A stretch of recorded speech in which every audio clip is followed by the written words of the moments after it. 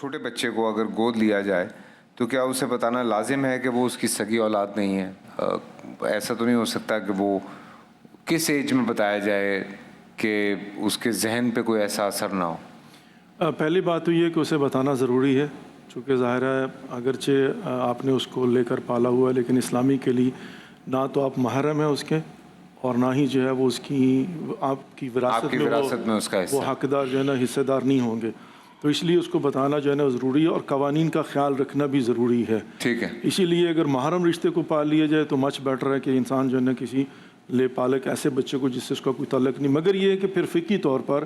اس کے ساتھ کنیکشن کوئی ایسا پیدا کیا جائے، جیسے کہ ماں اگر بچے کو دودھ پلا دیتی ہے تو اس سے محرم ہو سکتا ہے، یا کسی محرم رشتے کے ساتھ نکاح میں آ جاتا ہے، محرمیت میں آ جاتا ہے تو وہ محرم ہو سکتا ہے۔ وائلہ جو ہے وہ نامحرم بھی رہے گا، وراثت میں بھی اس کا حصہ نہیں ہوگا، قوانین کا خیال کرنا پڑے گا اور اس کو بتانا بھی ضروری ہے، اور اس کو بتانا بہت ضروری ہے۔ بے شک۔ ٹھیک ہے جی حضرت۔ جی فیصل بھائی، اس حوالے سے میں علامہ صاحب کی بات سے اتفاق کرتا ہوں۔ یہ بچے کو جب وہ تھوڑا سا سمجھدار ہونا شروع ہو جائے تو اسی وقت اس کو بتانا شروع کر دیں، وگرنہ کچھ لوگ بتاتے نہیں ہیں، بعد میں اس کو پتہ تو چل جاتا ہے۔ اب کیونکہ ظاہر بات ہے، اب شناختی کارڈ بنے گا، اس کے ڈاکومنٹ بنیں گے، وہاں تو اصل والد کا ہی نام آئے گا نا۔ اور اگر فار ایگزامپل اس کے اصل والد کا نام نہیں پتا، پتا، قرآن مجید نے جو ہمیں حکم دیا نا کہ تم اس کے والدین کے بارے میں نہیں جانتے، وہ تمہارے دوست اور بھائی ہیں، وہاں بطور سرپرست نام لکھا جائے گا۔